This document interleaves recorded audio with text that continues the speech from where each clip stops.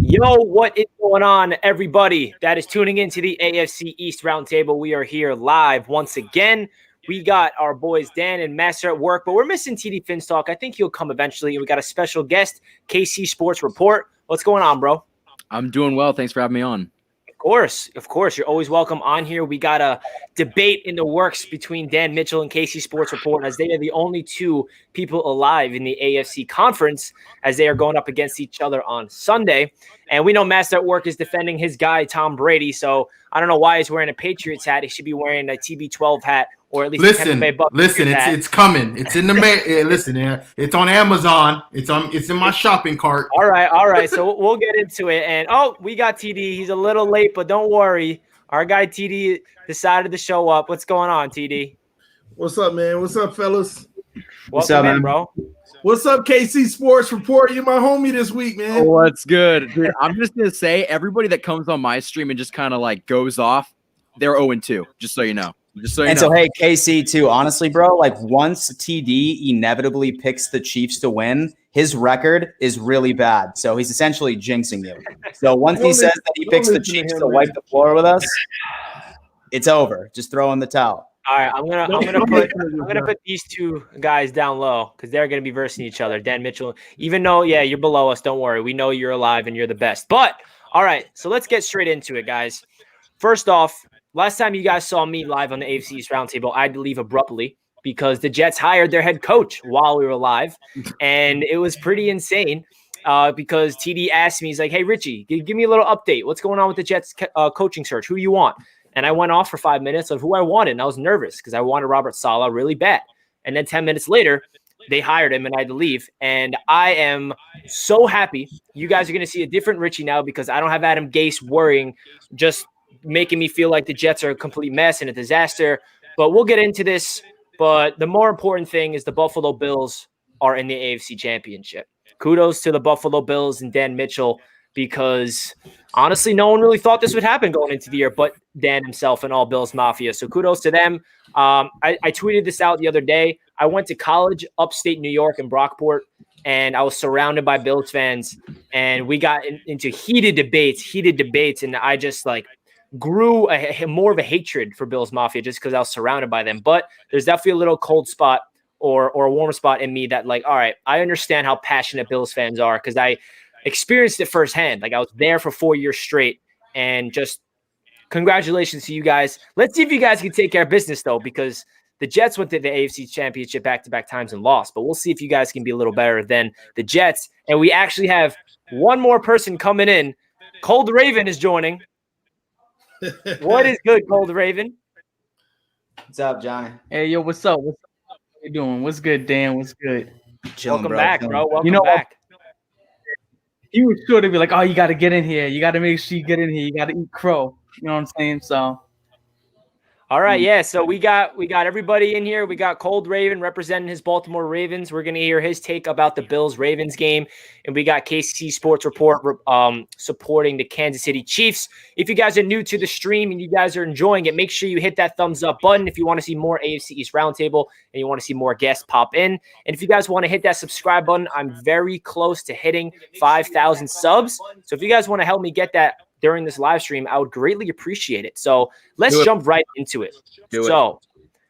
Let's start with the game that already happened and the Bills versus the Ravens game. So Dan, what was your reaction throughout the entire game? Just give your little review about the division game against the Baltimore Ravens.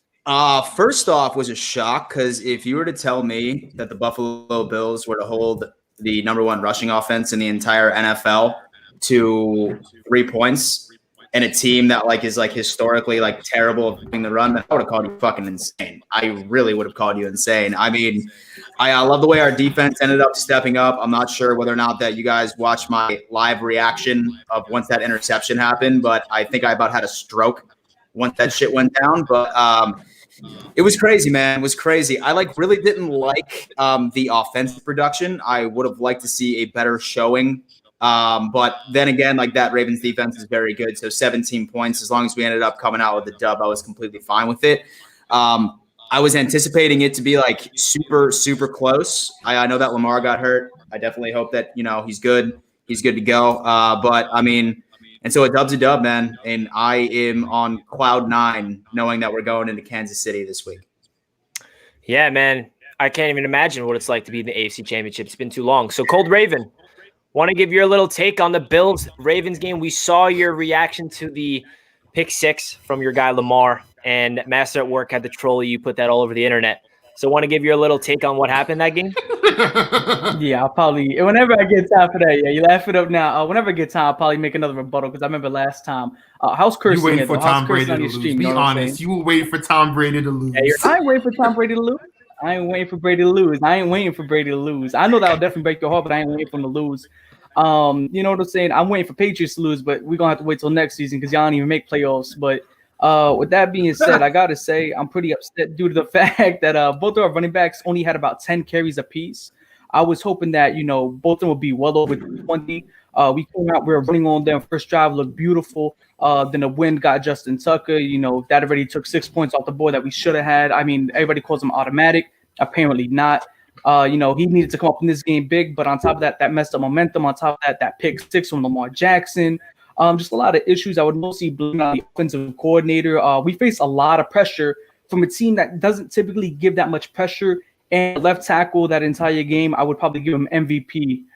That left tackle absolutely killed it that game. I mean, he made sure your whole entire defense, our whole defensive line didn't get to Josh Allen whatsoever. And on top of that, Josh Allen's escapability was just insane as well. Word, yeah. Hopefully So we got lag too much. This is like, yeah, it's lagging for you. I think we hear you all right. All right, so just a tad bit, but all right, we're good. We're good. So we heard from Cold Raven and Dan Mitchell about their respective full games. Obviously, Cold Raven's a little upset, but there's a light at the end of the tunnel. I mean, I feel like the Baltimore Ravens are in good hands with John Harbaugh and the squad. But let's hear what TD has to say about this game.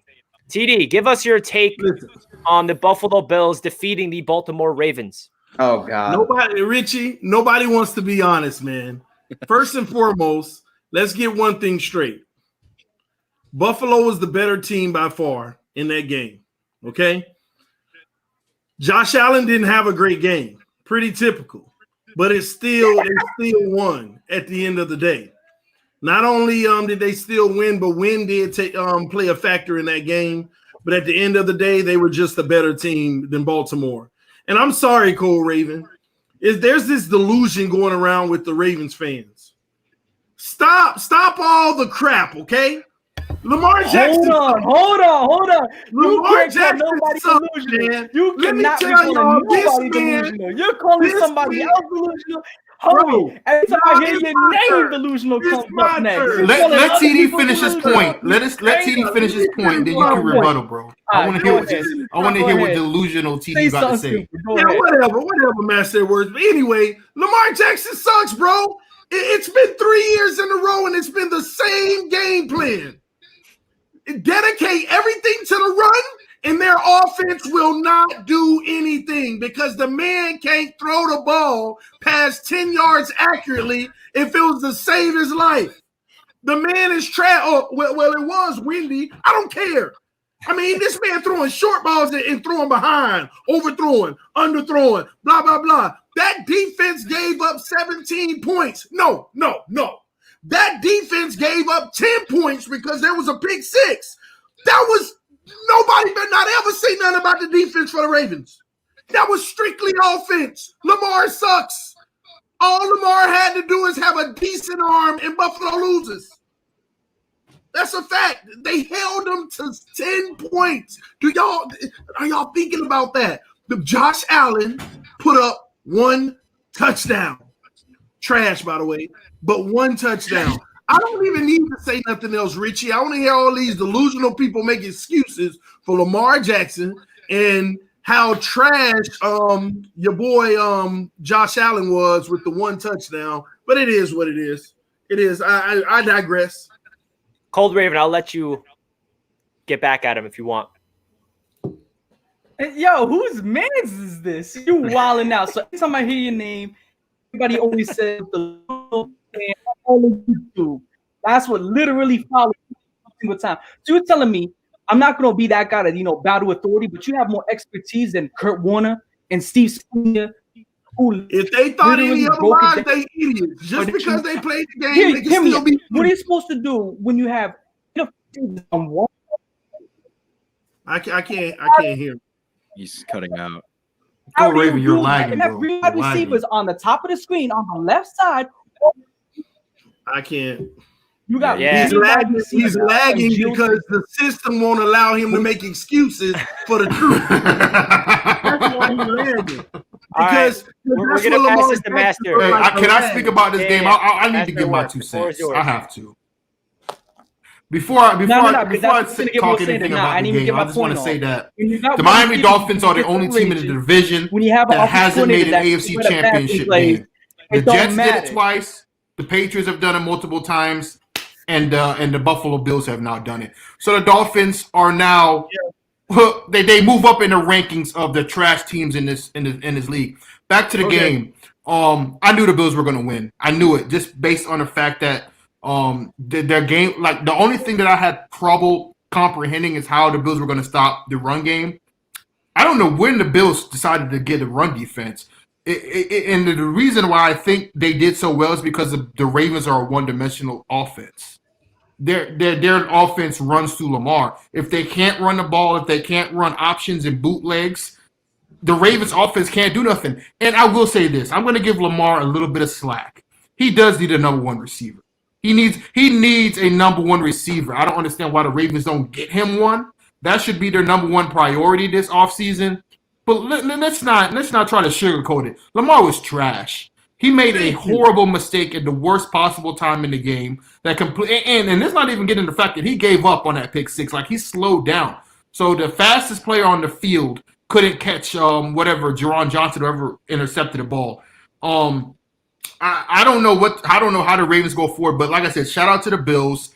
Their defense stepped up. I didn't think their defense was going to hold them to 3 points. I was stunned at how great their run defense was. But the only thing that I can explain is the fact that they didn't have to even worry about Lamar throwing the ball because he can't throw the ball. He's Lemire running back Jackson at the end of the day. True. He's a system running back, in my opinion. He's 1-3 in the playoffs. And here's the thing, and this is why people are so critical about Lamar Jackson, is because Ravens fans always want to compare him to Peyton Manning, one of the greatest passers in the game. That is the most asinine comparison I could ever even think of. So when you compare and you put Lamar Jackson on a pedestal as Peyton Manning, who wasn't really great in the playoffs until later in his career, when you put him on a pedestal, then you can't get mad at people for criticizing him, just like they criticize Peyton Manning. So when you want to bolster up Lamar Jackson, as Ravens fans do every year, then you have to be ready for the smoke. You have to. So as long as Lamar Jackson can't get it done in the playoffs, the more criticism he's going to get every single year. And it has a lot to do with Ravens fans overhyping him. Okay. Trash. Okay. Just Interesting like take there. So KC Sports Report, want to give your take on Can you the hear me on my other account right here? You're like repeating. I don't know what. I think we hear you. Yeah, we hear you. We hear you fine. Let the other one back in. It's in backstage. This one? Well, my take will be quick. So I watched that game. It was a good game, but the takeaway that I took away from this game is that if the Bills play like that against us, they're going to get kicked, because you can't play like that offensively and expect to walk away coming into a harsh environment in Arrowhead. It's going to be cold. You guys are used to the cold. You guys play in Buffalo. That's not going to be a problem. But your offense has got to be better. I mean, Lamar Jackson, like Masterwork said, he's one-dimensional. You shut him down in the running game, it's over. You guys did do a good job with that, but we did also earlier this year. I mean, Lamar's playoff record is not exactly great, and I think that they just ran into the better team, which was the Bills, but you guys didn't look impressive by any means. Okay. All right. I like that take. So I'll give my quick little review of the game as well.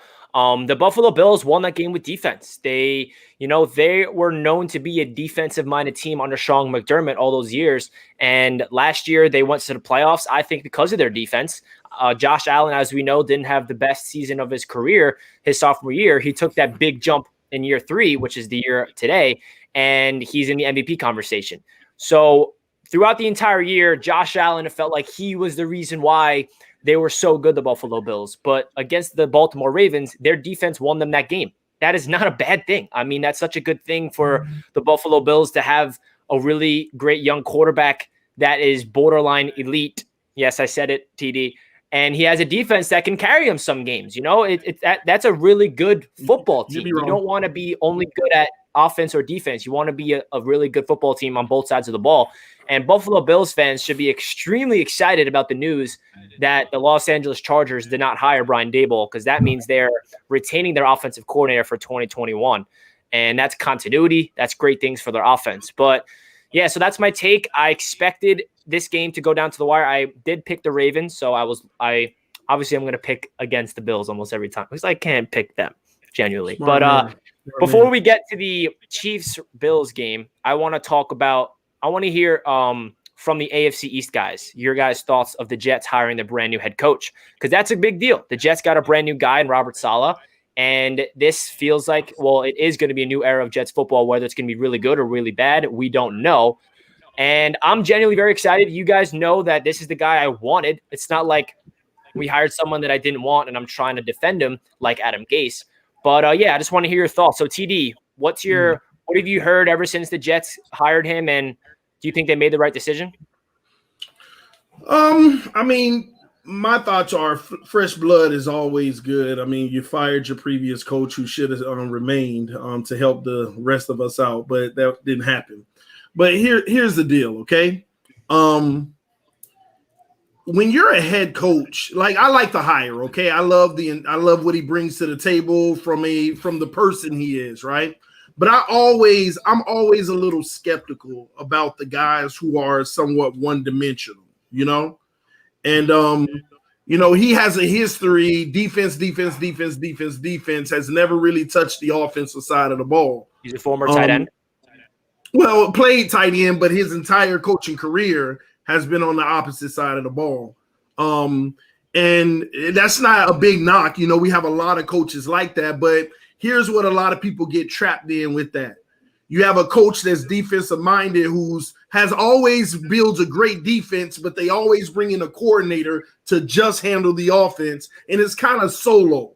It's like they let them do their thing. They let them handle whatever they handle, but they don't really infuse with it. And to me, that's always an issue. One side always suffers. But I really do think that regardless, it's an upgrade. I mean, you could have hired me and it would have been an upgrade.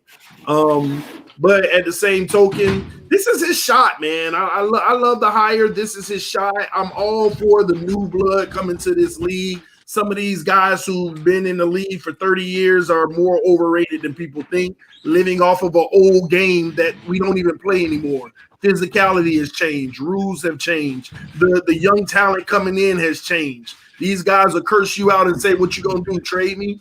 You know, so you got to be a player's coach in today's era. So I like the pick. But the AFC East just totally got defensive.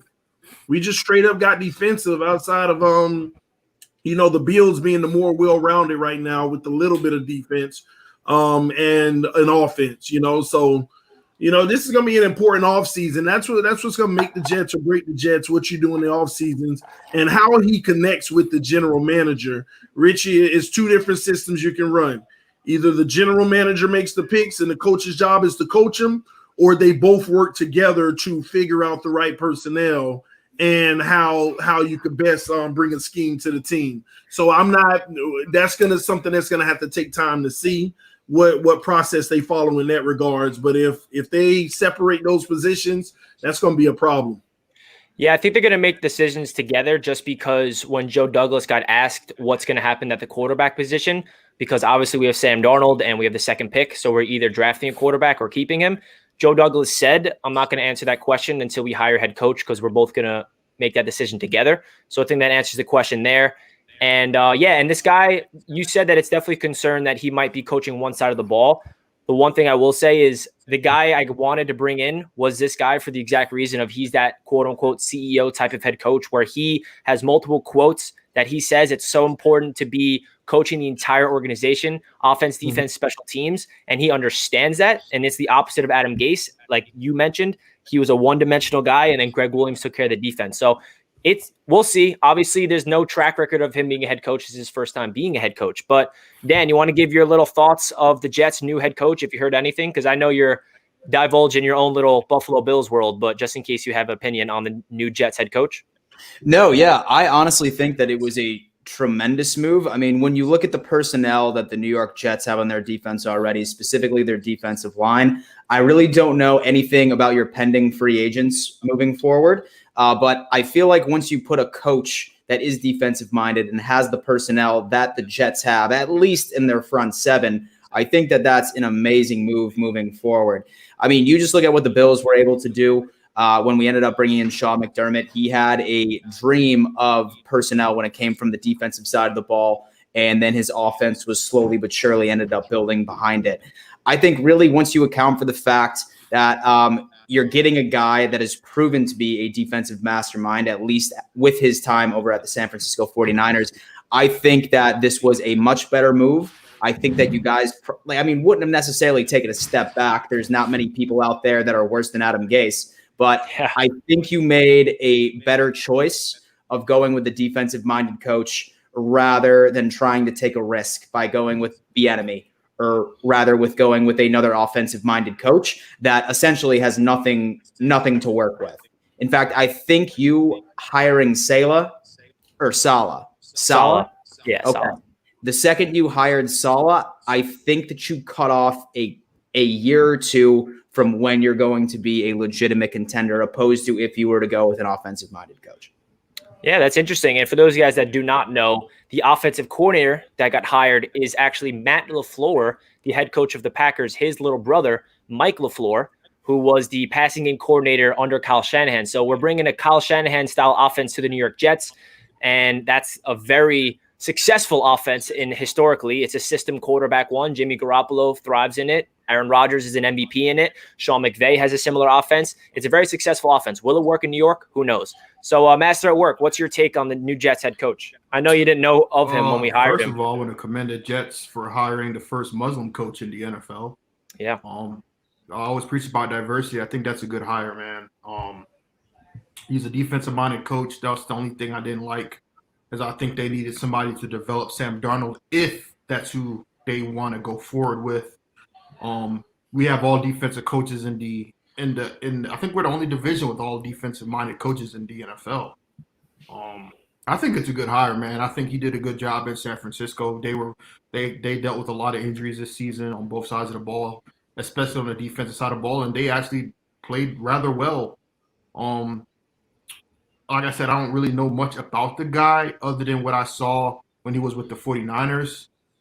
He's a no-nonsense coach, and like I said, the fact that he's a Muslim, they're very, very detail-oriented, and they're very even keel when it comes to just how they operate as a human being. And I think he's going to garner the respect of the locker room, something that these past Jets coaches like Adam Gase just didn't have. Exactly. And they're very disciplined people too. I think it's a great hire for the Jets, honestly. Yeah, man. The only thing is, like I said, you better hope that, as you said, Matt LaFleur's brother or whatever, you really hope that the offensive coordinator, that he hired the right offensive coordinator, because they need somebody to develop the quarterback position, whether they go out in the draft and get somebody, which I think that's what they should do, or try to develop Sam Darnold further. So, in my opinion, I think it was a good hire.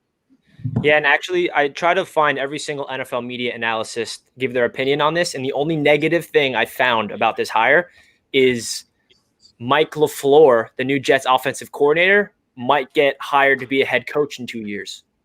I'm like, what? If that's the case, if he leaves for a head coaching gig in 2 years, that means the Jets offense is great. Sign me up for that.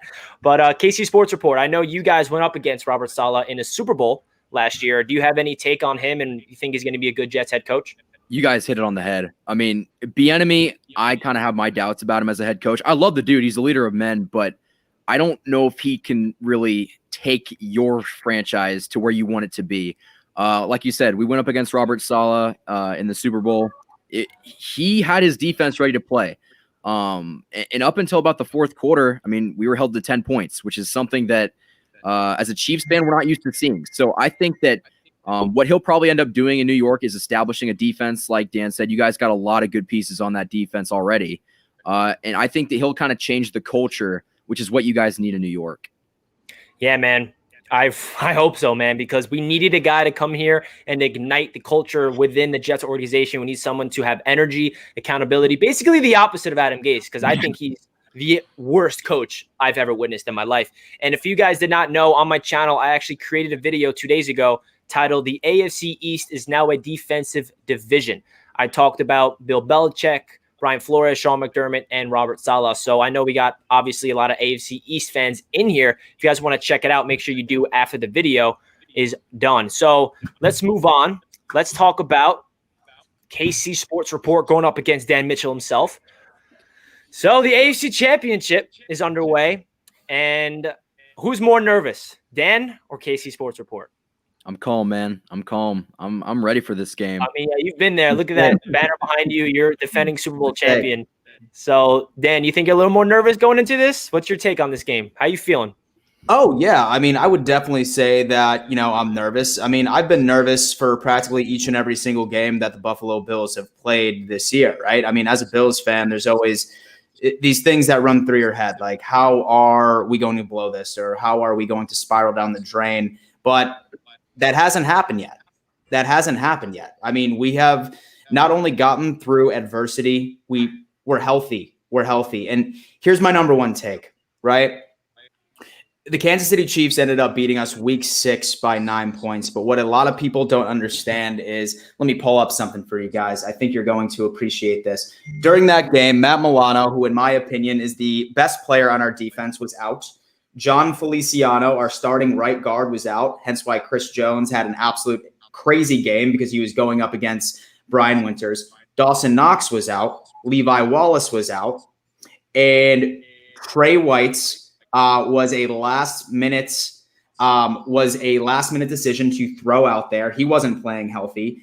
Tremaine Edmonds was still nursing his separated shoulder. He wasn't the same until about week 7, week 8. And Josh Allen, our quarterback, was nursing a separated shoulder from week 4 against the Las Vegas Raiders. The Kansas City Chiefs are seeing an entire different team on Sunday, an entire different team. And so many people give me flack for this. They really, really do. They didn't like our game plan against the Kansas City Chiefs during week 6, where we essentially took away the deep pass. And why wouldn't you, right? Because Pat Mahomes can completely burn you because they're wide receivers. Our DBs aren't fast enough to keep up with them, right? So we played a lot of zone, and we essentially invited the Kansas City Chiefs to run the ball. I am calling for the Buffalo Bills to implement that exact same game plan, but this time I have a feeling it's going to be a hell of a lot more effective because we have healthy personnel out there that can make that game plan work.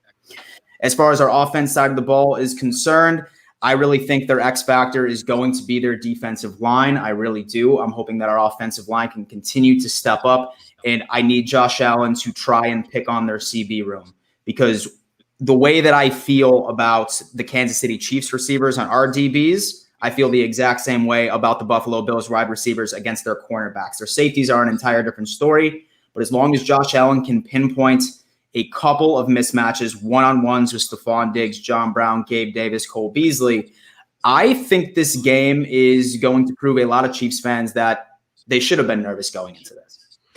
Okay, I don't want to say that I'm not nervous. It's the AFC Championship game. You should always have some nerves, but I think that win that we saw on Sunday from the Chiefs, it was one of the best wins in franchise history. And honestly, I kind of got some flack for saying that, but your starting quarterback goes down in the third quarter.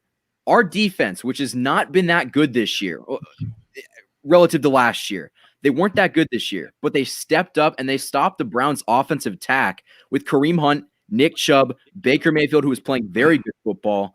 I think what our game plan should be is to get after Josh Allen, make him feel uncomfortable. We really did kind of limit Josh Allen in the first game. Stephon Diggs had under 100 yards receiving. I think that we are a little bit more banged up, and I think that this game is kind of dependent on if Mahomes does play. From what I've seen and reported, we should have him back, but the question is he at 100%? Because if depending on his health, that's where we see Clyde Edwards-Helaire, because I think that he'll play in this game. And Dan Mitchell saw what he could do in week 6. He had like 150 rushing, which was surprising to me because this Chiefs team doesn't run the ball. But I think that what I'm confident about is the Chiefs are so good at making adjustments on the fly, and they will take what the Bills defense gives them. They'll take the checkdowns. They'll run the ball if they have to. So I think that it'll be a good game. Either way, it's not going to be a blowout. I see Chiefs fans are like, oh, we're going to beat the Bills by 21 points, or the Bills are going to kill us by like 4 touchdowns. This will be at the very least a touchdown game because Mahomes has never lost a game by more than 8 points, and the Bills are too good to just blow them out. Yeah. All right. I like it. I agree with that. All right. Now it's time for TD to give his take on this game. I wonder where it's going to go. TD. Don't jinx this, TD. Well, what's your take on the Buffalo Bills versus the Kansas City Chiefs game? Both of these teams need to be worried because of how they played last week. I'll start with the Buffalo Bills. The real thing that matters is, as bad as Josh Allen played, because it certainly wasn't elite last week. It wasn't terrible, by the way. It just wasn't what you need to get it done. He can't come into this game having that type of game, wind or not. He cannot play like that. He has to bring his A game in this game. He has the potential to do it. We'll see if he does. But I'm not worried about, their defense all of a sudden showed up and got better.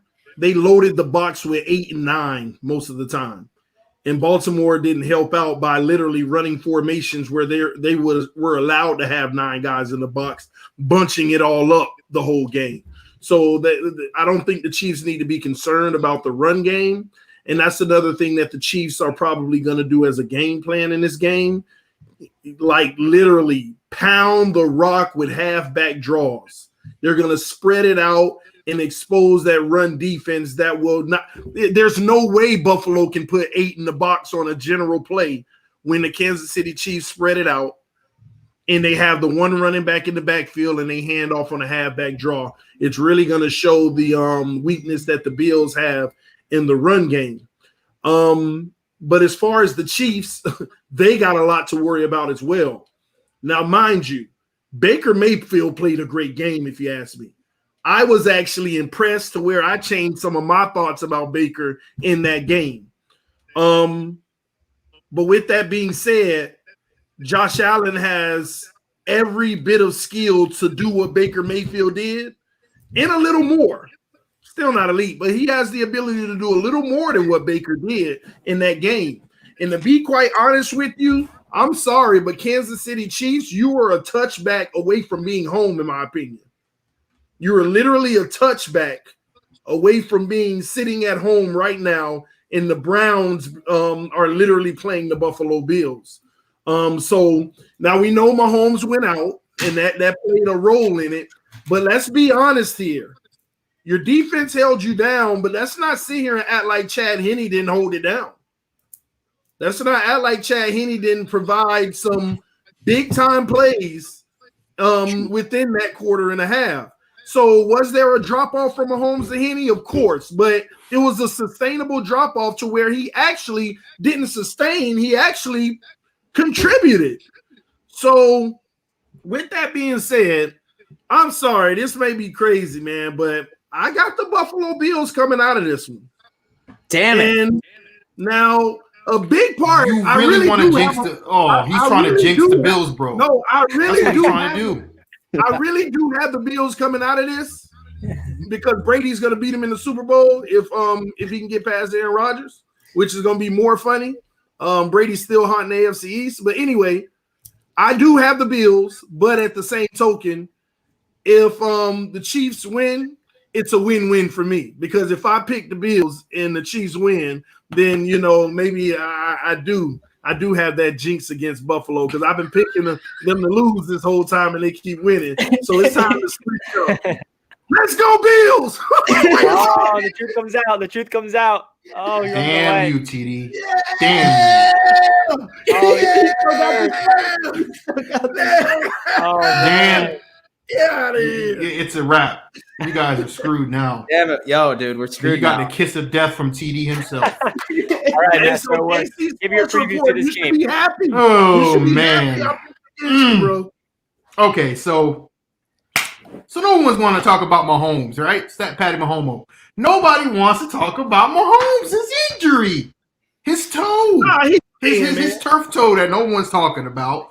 Or it's not even getting the fact that now it's not a concussion. He had a pinched nerve in his neck, and that's why he got all dizzy, right? So he's in concussion protocol. Brett Favre came out and said yesterday the Chiefs need to be very careful on whether to start Mahomes or not because of the future.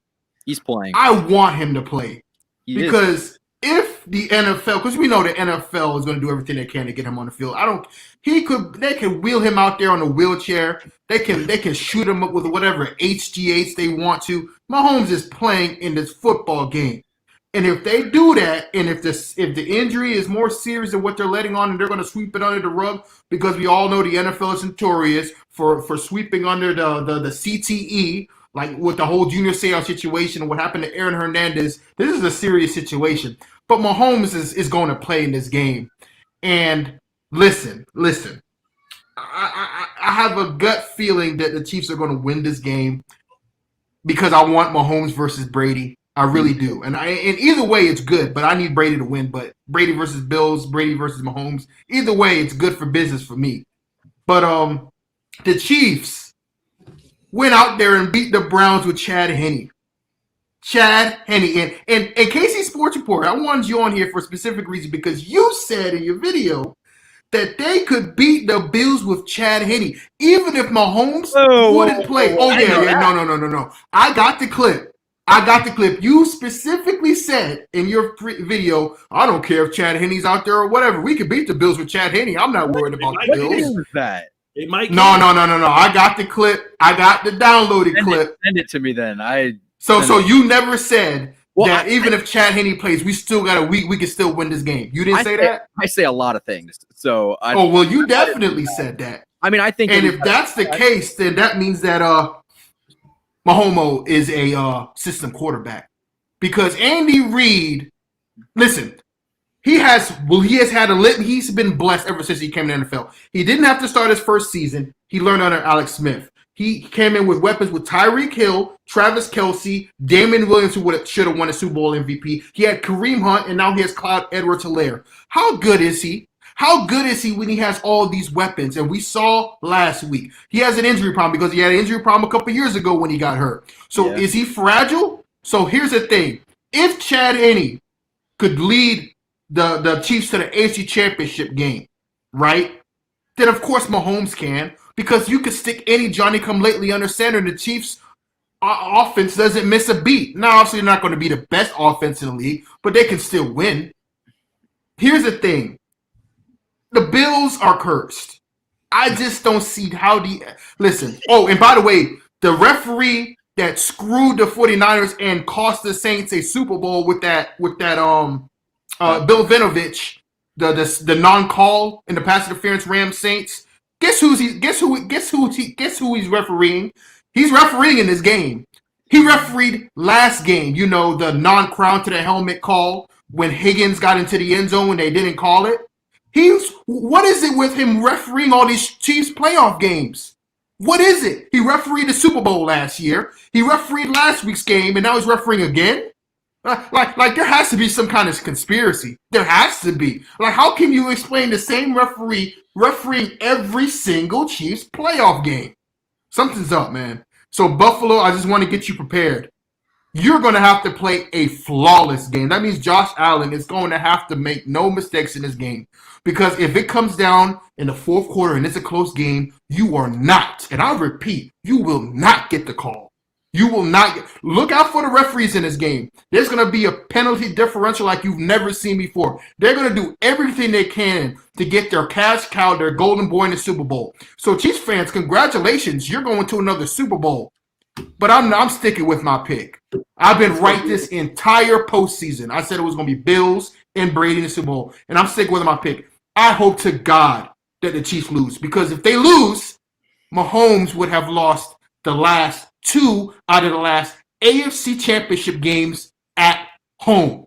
One to a 41-year-old quarterback in Tom Brady, and one to a team in Josh Allen who's had a hell of a season, one of the biggest turnarounds by a quarterback I've ever seen in NFL history against a franchise who hasn't won a Super Bowl and in their first AFC Championship game appearance to Jim Kelly.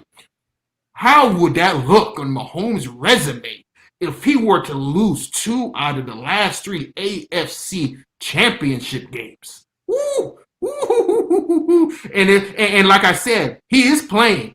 So you better hope and pray that injury, that turf toe, and that he's not dizzy, because this could be an effect on his career going forward. So the NFL better be very careful of what they wish for, because even if they want the Chiefs to win, if Mahomes goes out there and plays like trash, and the injury is actually like a real injury, like he's not the same quarterback, no referee in the world can help the Chiefs, because Chad Henne, there is no way in hell he would beat the Buffalo Bills. I don't see it. Like I don't know what the Browns were thinking last week, giving up that 3rd and 15, and then Andy Reid, the balls that he has to throw on 4th and 1 to Tyreek Hill. Like Andy Reid got the biggest nuts in the league at this point. Like I gotta give Andy Reid a round of applause, man. But that's my thoughts. I still got the Bills going to the Super Bowl because I want to see Bills fans. You thought you can escape TB12 and win your first division since 1995, and you think that TB12 is gone? Because I remember the mayor of Buffalo, in the middle of a pandemic, got on a microphone and said, "Everyone social distance, but celebrate quietly because we're finally rid of TB12." How funny would it be if the one man that has tortured you 35-3 against your franchise, that you would have to go through him to win your first Super Bowl? Ooh, I can't wait. I think TD and myself could agree that it would be the worst case scenario to have the Bills versus the Bucks in the Super Bowl. See Tom Brady versus Josh Allen. Oh no, that's the best case scenario, because really? I've been able to distance myself about any feelings with Tom Brady. He's gone now. I don't care about his success now. But him bringing pain on Buffalo, still haunting them and giving them number 5, and they still won't have a Super Bowl? Oh, there ain't nothing better. TD, I don't agree with you on a lot of things, man, but I gotta agree with you on that. That's just too juicy. Okay. So if I think on this game, I think it's going to come down to, first of all, as we all know, Mahomes' health.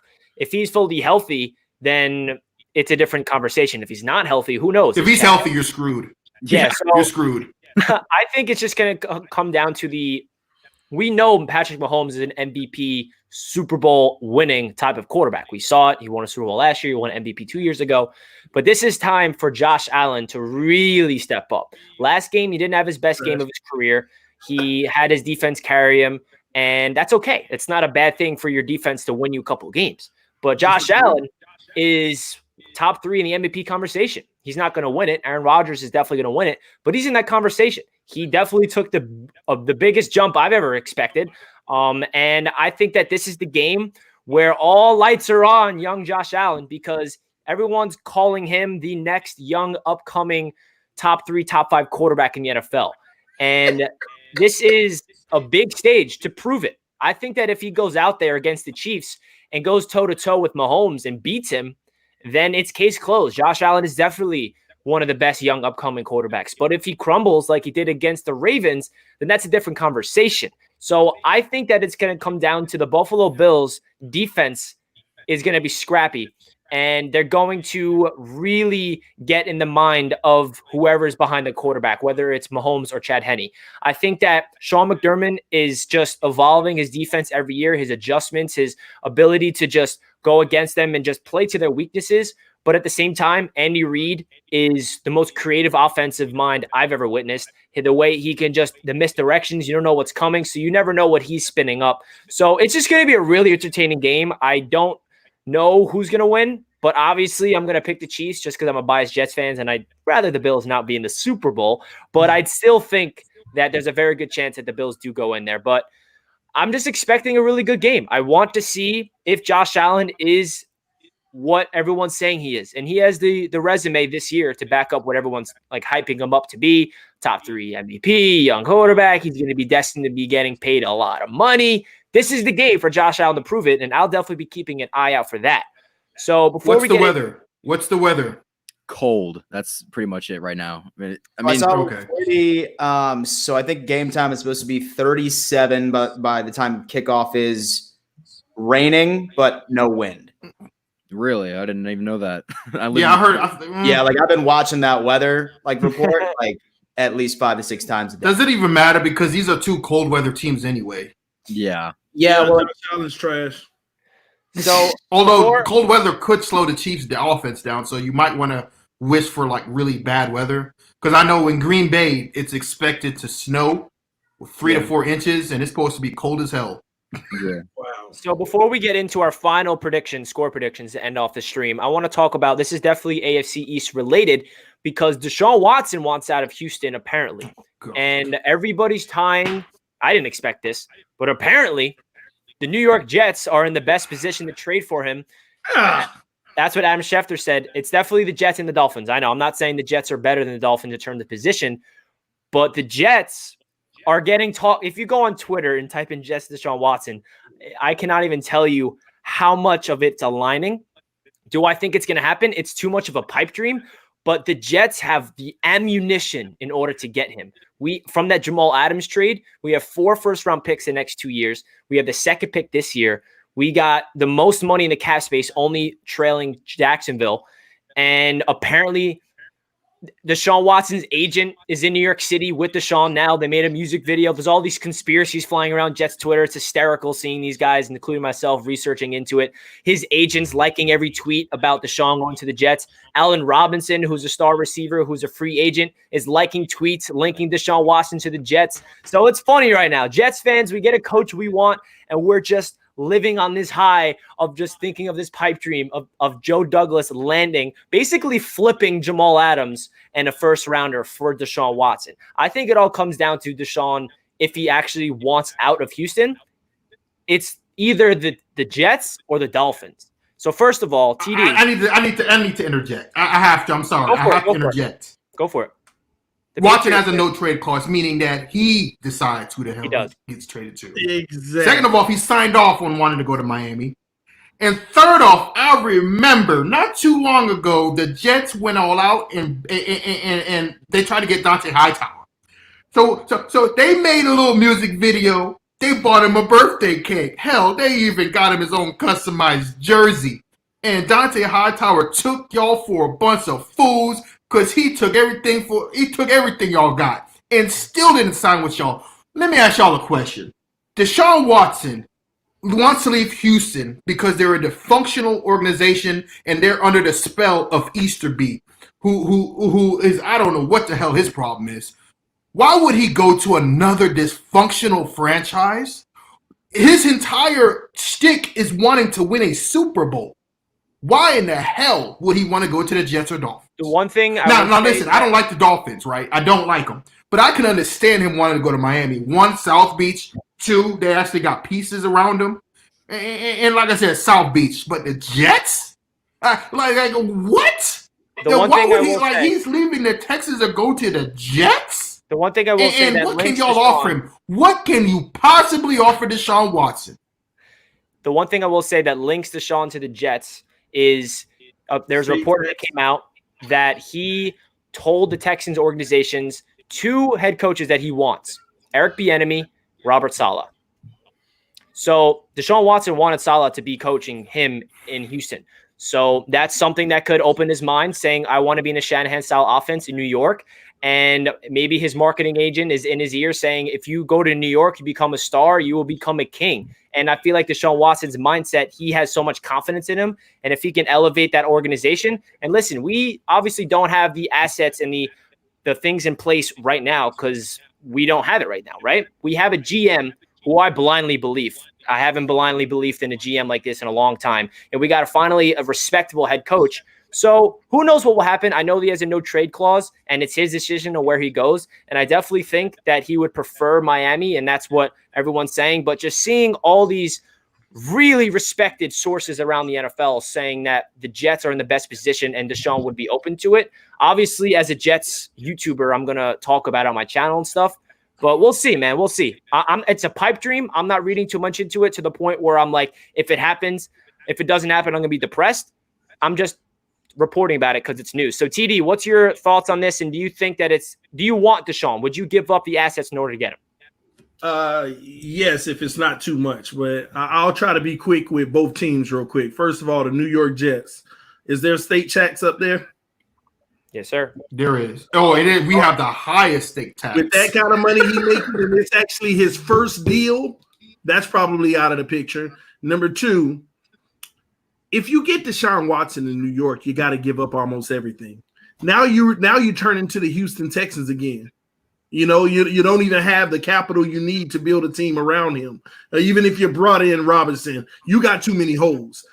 You all are an example of a true organization that needs to start from scratch and build something. The Dolphins already built something. Also, he's not going to want to go to New York, period, anyway, because like I said, it's New York. But Miami, we have the assets as well. Everyone knows. It's not a matter of if Watson wants to come to Miami. Everybody already knows he's cool with coming to Miami. It's whether or not Miami wants to do this. So if Miami wants Watson, we can go get him easily. I truly believe we can go get him easily. But I don't know if we are willing to do that instead of staying on the course that we're headed down. I don't know the answer to that, but here's what I would tell you. If we did go get Watson, it won't be a head-to-head trade. It would be a 3-team trade. We already have the assets. We can do it, but we're going to still secure our future. We would have to trade Tua to another team that is dying for a quarterback for a first-round pick. They would have to send that first-round pick to Houston. We would give Houston our number 3 this year, and we would give Houston our 2022 number 3, and we will maintain our number 18 pick. And we would pair that with the second round to move up somewhere around 10 or 11 and get one of those 3 top receivers, because we should at least one of them should be left by then. And then we'll get our running back in the second round, and we'll go ahead and fill our nose tackle and our right tackle position in free agency. And this team is a Super Bowl contender automatically. What is Houston getting? What is Houston getting? They're getting 3 first-round picks. From you? No, they're getting our number 3 this year. They're getting our first-round pick next year.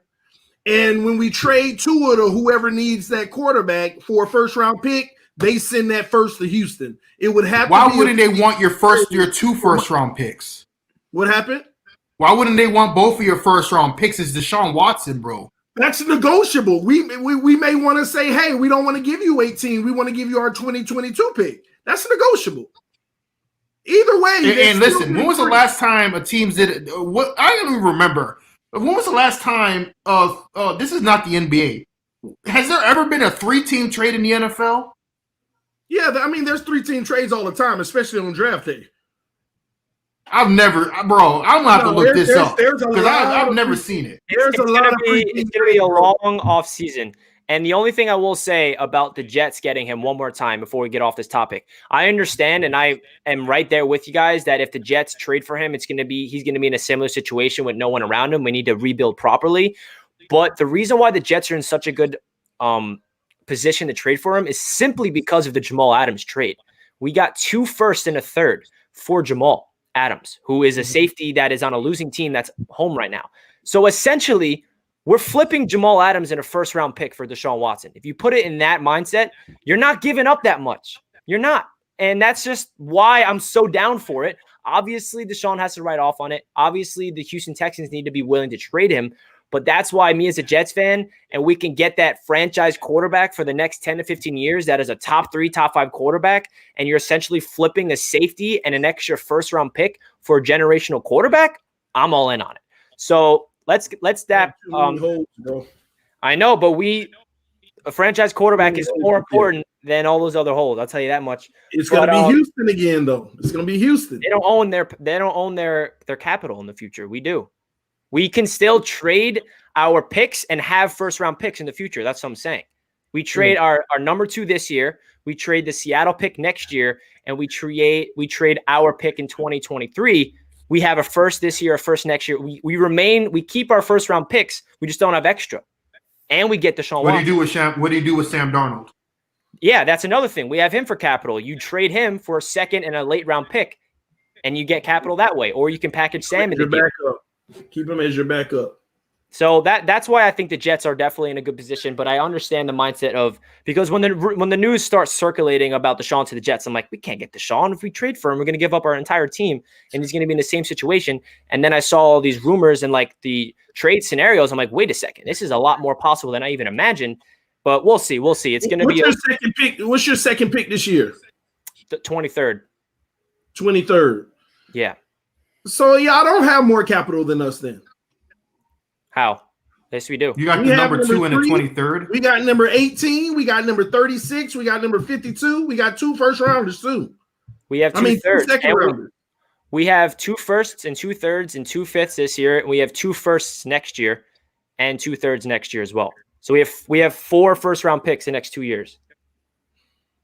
4 in the next 2. Okay, yeah. We already started. The Jets have a higher next pick year too. you'd have an extra one. Yeah, and that second pick is like value wise. I know you guys have the 3rd pick, which is their own, ironically, but that 18. second pick is like kind of more than just a normal future first. You know, there's way more value in a second overall pick than like a future first. So that goes into consideration. Which one would you give up in that trade? Which 3 would you give up?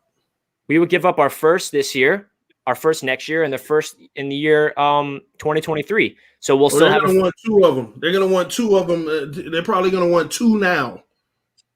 That's the issue with the trade. They're going to want 2 of them now. So we have pick 34 in the second round, which is really high. So we'll see, man. It's going to be speculated. We're going to talk about it probably for a long time, because even if he does get traded, it's not happening till March. So to finish off the stream, let's go around the table one more time and give our predictions, our score predictions of the Buffalo Bills versus the Kansas City Chiefs game. We'll start with you, Master at Work, and then we'll make our way down to the guys that are actually in the game. I think it's going to be a low scoring game. I think it's going to be in the 20. Low scoring means like not in it's like below 20. It's going to be like 27. I got the Bills by a field goal, 27-24. It's such a hard game to predict because I need to see how Mahomes is. I need to see him on that first quarter. Like, is he healthy? Like, how is the toe doing? Does he look the same? If he looks the same, I think the Bills are screwed. I really do. But like I said, I'm riding with the Bills, man. 27-24. All right. TD, what's your final prediction? That was my exact same. 27-24 Bills. Damn it, TD. Damn, it was my exact same. That was the exact same prediction I was given. Okay. My score prediction is pretty close to that too. I think I've got 31 to 28 Chiefs. I think that Mahomes will come out. He'll do his job. At the end of the day, I think that experience is going to come down to winning this game. Andy Reid, I mean, he knows Sean McDermott because he was McDermott was a disciple under Reid. Mahomes has been in this game before. He's won this game before. And I think that even if he's not 100%, his veteran, okay, he's not a veteran, but his experience in these type of games, it's more than Josh Allen has at this point. So give me the Chiefs to win a close game on our step to running it back. All right, I like it. Dan, let's hear it. So it's funny that he just said that because I have the exact same score prediction. However, I do have the Bills coming out on top and winning this game. Really, when it comes down to it, yes, the Chiefs may have more experience than we do, but I think it's really going to come down to who wants it more. And I think the Buffalo Bills want it a hell of a lot more at this point. They've been getting so much shit this entire season. Even after finishing 13-3 and winning the AFC East, there's still doubters out there. And the Buffalo Bills are going to come out. Now, say, for example, that you just look at their season, right? They had 2 games offensively where they completely shit the bed, and that just so happened to be against the Titans and the Kansas City Chiefs. But afterwards, they turn it on. They really turn it on. When their backs are against the wall, when Josh Allen knows that he needs to have a damn good game, he's going to show up. Like I said, there's a lot of matchups from our receivers and their DBs that I really, really like. I'm hoping that I'll be able to go on ahead and see a shootout. I've been predicting a shootout, I feel like, for damn 5-6 weeks, and they haven't happened. It's either been a Bills blowout or it's been a super close game. But I feel like the Buffalo Bills are going to come out on top because for one reason and one reason only, it is very difficult to beat a team twice, especially a team that is very close to you talent-wise. All right. It's surprising that Casey Sports Report got the Chiefs and Dan Mitchell picks the Bills, but I'm just kidding. So My score prediction is actually pretty close to what you guys said. I think I made a video on it today on my NFL channel, and I had the Chiefs winning 28-24. So I think it's going to be a close one that goes down to the wire, and it all determines if Patrick Mahomes is healthy, in my opinion. If he's 100%, I just don't see him not winning this game because Patrick Mahomes has, even though he's proved a lot, he still has a lot to prove because he wants to become the next guy to run the AFC East. He wants to be the next Tom Brady in terms of, I want this AFC conference to be mine, and you have to get through me in order to get to the Super Bowl. So we're not going to get into it on the NFC side of things, but as we know, Tom Brady is going up against Aaron Rodgers, so we'll see. I'm curious, honestly. Dan, who do you say the Bills win? Who do you rather verse? Good. So like we were actually talking about this earlier on the stream. I think that whoever wins this AFC Championship is going to be a Super Bowl champion. I just think that the AFC is a superior conference. Better in the team.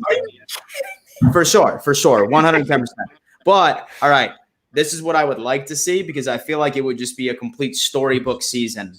I would love to play the Tampa Bay Buccaneers, and I would love for the Bills to beat Brady because not only did we handle the Belichick monster, we handled the not winning the division monster. We handled the not being able to have a actual franchise quarterback. We've handled not being able to win a playoff game. We've defied the odds. We have completely silenced these rhetorics and these narratives that have been surrounding us 25 plus years. If we beat the Chiefs, that's one more narrative completely slashed away. And if we beat Tom Brady, I've said this, hate to sound like a broken record, but contact Hollywood because start writing that screenplay, baby. The movie's being written. Oh man, that sounds terrifying. So I would love to play Cole Beasley, by the way.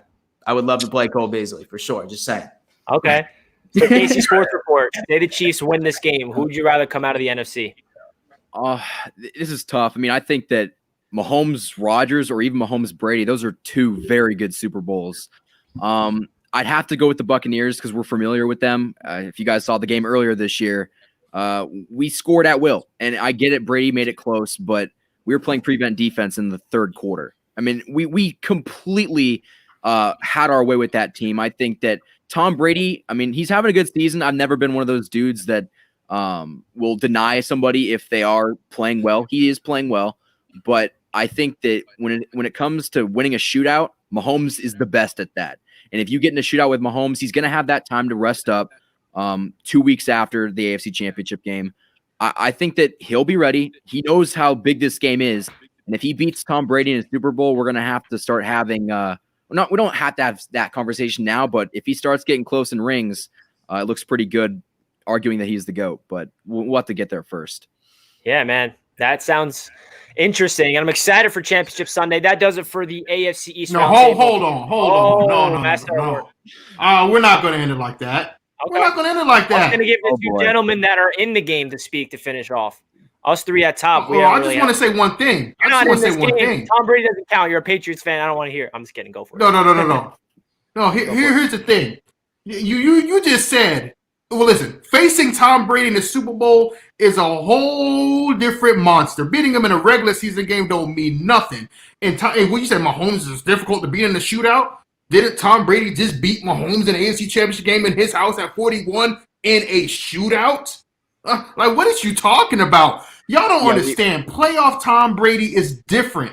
32 playoff wins. That's double more than Montana. He's been to the last 9 of the last 10 AFC Championship games. He's the only quarterback in NFL history to been to AFC Championship game 3 decades. 3 decades. And everyone has been criticizing him calling him a system quarterback. He can't win without Belichick. How sweet would it be if he were to win his 7th ring with a franchise that haven't won a playoff game in 13 seasons against Mahomes or beat the Bills? Like, the GOAT conversation is over. There isn't a single stat that no other quarterback has over Brady. Not rings, not wins, not nothing. It's over with. Tom Brady's going to win another Super Bowl. And I hope either way. Dan, we're going to get to it. In Casey Sports Report, we're going to get to it. So at the end of the day, man, TB12, man, in the Super Bowl, it's a wrap. You're not getting past Rodgers. It's not happening. Yeah, and he couldn't get past Breeze too, apparently, right? Nah, I thought that Brady was gonna win that game. We'll see. It's gonna be both games. It's dope because we got the aging Tom Brady and Aaron Rodgers, and we got the future in Mahomes and Josh Allen. So that does it for this episode. We gave you 5 extra minutes. We usually cap it off at an hour, but we gave you guys 5 extra minutes because we love everybody in the chat. If you guys are new to the stream and you guys did not hit that thumbs up button, make sure you do. And if you guys are not subscribed to everybody, make sure you do so as well. I linked everybody down below. I did not link KC Sports Report because I honestly did not even know he was coming on here. But make sure you check out KC Sports Report for the best Chiefs content. And yeah, if you guys are not subscribed to all of our channels, I don't know what to tell you because we're going live all throughout. We're probably going to take a break, but we're going to be rotating. Whose channel is it on next week? Is it on Dan's? My channel. Yeah. So Dan, you get to celebrate your Super Bowl appearance next week on my channel, man, against TB12. And so then I would be hosting the episode before the Buffalo Bills Super Bowl appearance. So and then TD will have to eat crow or celebrate on his channel after the Super Bowl. And then if we win the Super Bowl, then the next week would be on TDs. How fitting. No. You going to come with your head hanging low, and we going to talk about it.